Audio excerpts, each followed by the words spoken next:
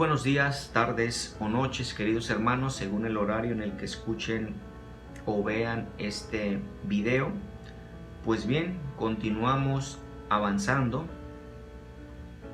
y estamos meditando el día de hoy el capítulo 13, 14 y 15 del Evangelio según San Mateo. En el capítulo 13 pues se nos habla de esta parábola súper hermosa, que es la parábola del sembrador.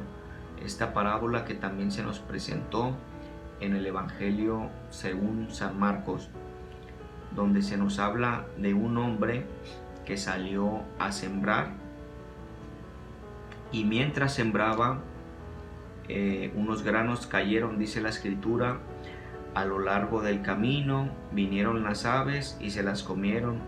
Otros granos cayeron en terreno pedregoso con muy poca tierra y brotaron enseguida, pues no había profundidad, pero apenas salió el sol los quemó y por falta de raíces se secaron. Otros cayeron en medio de cardos, estos crecieron y los ahogaron. Otros granos finalmente cayeron en buena tierra y produjeron cosecha, unos el 100, otros, dice aquí, unos el 100, otros el 70 y otros el 30 por uno. El que tenga oídos que escuchen. Los discípulos no entendieron muy bien esta parábola. De momento pues pensaron algunas otras comparaciones.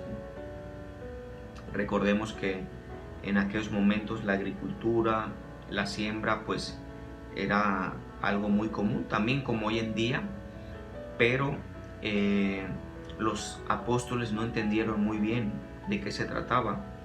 Pero precisamente el Señor les ayuda a entender y les explica de qué se trata esta parábola. Y precisamente nuestro Señor, cuando les explica esta parábola, les explica que la semilla es la palabra. De hecho, en el Evangelio según San Marcos, si mal no recuerdo, también viene esta parábola y también viene explicada. Y el Señor pues se la explica a sus apóstoles, haciéndole referencia que se trata de la palabra de Dios, que habrá personas las cuales reciban la palabra de Dios, pero al poco tiempo ya no quieran saber nada de ella. Habrá otros que la escuchen y pues la comprendan un poco más, y habrá otros que la escuchen, hagan conciencia de ella y la lleven a la práctica. Nuestro Señor pues nos explica que precisamente la semilla, dice, que cayó entre cardos es aquel que oye la palabra, pero luego las persecuciones de esta vida y los encantos de las riquezas ahogan esta palabra y al final no produce frutos. Dice, la semilla que cayó en tierra buena es aquel que oye la palabra y la comprende. Este ciertamente dará fruto y producirá 100, 70 o 30 veces más. Pues la invitación de parte de nuestro Señor es escuchar la palabra y luchar por dar frutos. ¿Qué clase de frutos podríamos dar al leer la palabra de Dios, al leer la Biblia? Pues uno de los primeros frutos es tratar de cambiar algunos aspectos en nuestra vida. Quizás estamos acostumbrados a decir malas palabras, a maldecir a las personas. Quizás estamos acostumbrados a beber en exceso, a fumar, o cualquier otra cuestión que nosotros sabemos que no está tan bien. Pues la invitación que nos hace el Señor es a tratar de ir mejorando todos estos aspectos, a tratar pues de que la palabra de Dios vaya generando un cambio positivo en nuestra vida y no simplemente sea pues una palabra que se quede allí muerta y que no dé frutos. Posteriormente se nos habla del trigo y la cizaña. Esta otra parábola pues donde se nos hace referencia entre el cielo y el infierno. Aquí pues se nos habla en esta parábola que un hombre también sembró una buena semilla en su campo, pero mientras la gente estaba dormida, vino su enemigo, sembró malas hierbas en medio del trigo y se fue. Después sus empleados le dicen: Señor, pero mira que ha crecido cizaña a un lado de tu trigo, ¿quieres que la cortemos? Pero el dueño les dice: no lo hagan, porque quizás al cortar la cizaña corten también el trigo. Les dice: esperen al momento de la cosecha, y al final separaremos el trigo de la cizaña. La cizaña la mandaremos a hacer nudos y la arrojaremos al fuego que no se apaga, y el trigo lo guardaremos en mi granero. El granero se nos hace referencia al cielo, a la vida eterna con nuestro Señor, mientras que el fuego eterno se nos hace referencia al infierno, evidentemente. Así que dice la Escritura que el Señor permite que el trigo y la cizaña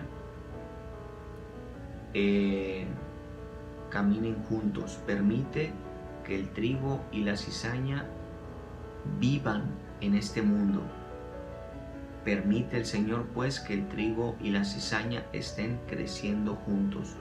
El Señor lo permite. El Señor permite que haya maldad. El Señor permite que haya gente buena y que haya gente mala. Quizás muchos de nosotros ya en algún momento habremos pensado: Señor, pero ¿por qué no matas a la gente mala? Señor, ¿por qué no solamente dejas gente buena y te llevas a toda la gente que hace el mal en este mundo? Creo que esta parábola nos ayudará a entender este tema. El Señor no es un asesino. El Señor no asesinaría a toda aquella gente que esté realizando cosas malas, porque la misma Escritura nos dice que el Señor ha venido precisamente por todas aquellas personas pecadoras, ¿verdad? Dice el Señor: no son los sanos los que necesitan médico, sino los enfermos. Y el Señor vino a eso, a este mundo. Vino por los enfermos, vino por las ovejas perdidas, la cual yo soy el primero. Entonces el Señor permite que crezcamos juntos, el trigo y la cizaña, los buenos y los malos. Pero al final el Señor sí habla de una separación.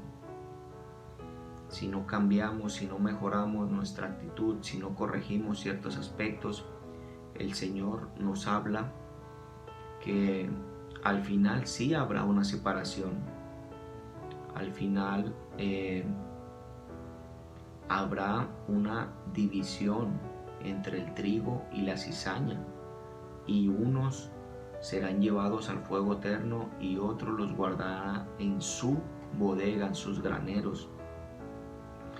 Así que pues aquí vemos cómo el Señor nos está hablando precisamente sobre el futuro de nuestra vida eterna, hacia dónde queremos ir, hacia el fuego eterno o hacia sus graneros.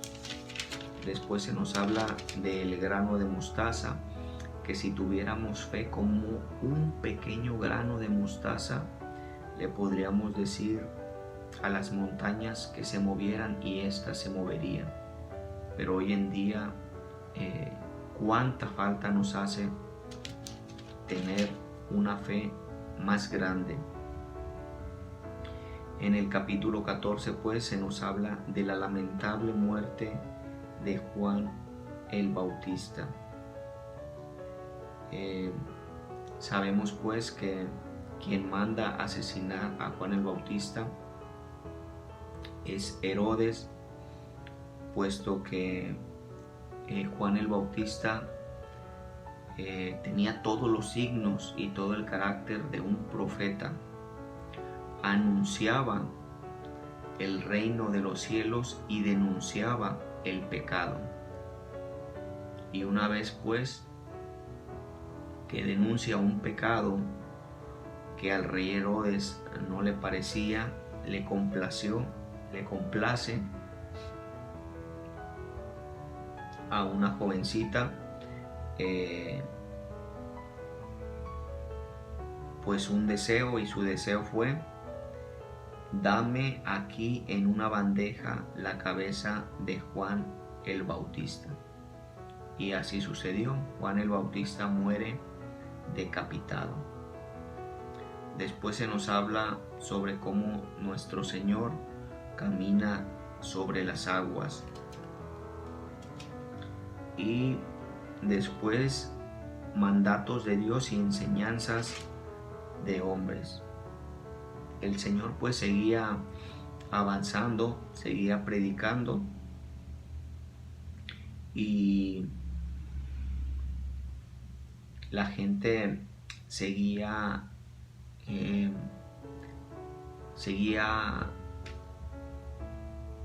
a nuestro Señor para donde Él iba. Nuestro Señor seguía sanando a leprosos, seguía expulsando demonios, y mucha gente, grandes multitudes, continuaban siguiendo a nuestro Señor. Aquí se nos habla también de la segunda multiplicación del pan, y dice lo siguiente: de ahí Jesús volvió a la orilla del mar de Galilea, y subiendo al cerro se sentó en ese lugar. Un gentío muy numeroso se acercó a él, trayendo mudos, ciegos, cojos, mancos y personas con muchas otras enfermedades. Es decir, pues les comentaba, la gente seguía a nuestro Señor para donde Él iba, y cuando se enteraban que iba a estar en cierta región, en cierta ciudad, pues la gente en multitudes acudía a Él. Como lo acabamos de ver, dice aquí, era un gentío muy numeroso, eran seguramente miles de personas, entre ellos mudos, ciegos, cojos, mancos. Y aquí hay algo muy interesante, porque hoy en ocasiones pudiéramos llegar a pensar que nosotros tenemos alguna limitación para seguir al Señor. Quizás alguien pueda pensar: es que yo no participo en algún apostolado, o no participo en mi parroquia porque no sé escribir muy bien, no sé expresarme muy bien, quizás no sé leer, quizás pues no soy digno para realizar alguna tarea de nuestro Señor. Pero en este texto bíblico vemos algo muy interesante. Vemos cómo había gente, había personas que, a pesar quizás de sus limitaciones, hacían hasta lo imposible y caminaban muchos kilómetros para ir a seguir al Señor, para tratar de acercarse a Él. Entre ellos, mudos, ciegos, cojos, mancos. Imagínense, personas sin un pie, personas sin un brazo, personas mudas, personas ciegas. A pesar de estas limitaciones, ellas lucharon y buscaron la manera para acercarse a nuestro Señor. Y esta es una gran lección para nosotros, que algunas de nuestras limitaciones no nos impidan seguir hoy en día a nuestro Señor Jesucristo. Que eso no sea una excusa, un pretexto para no acercarme a mi parroquia y solicitarle al Padre, Padre, ¿en qué puedo apoyar? Padre, ¿cuáles son los grupos, movimientos, apostolados que hay en esta parroquia? Porque quiero participar en alguno. Que eso pues no sea un impedimento, alguna limitación que tengamos para poder darle ese sí al Señor. Que Dios los bendiga y nos vemos el día de mañana, si Dios así nos lo permite. Nos despedimos en el nombre del Padre, y del Hijo, y del Espíritu Santo. Amén.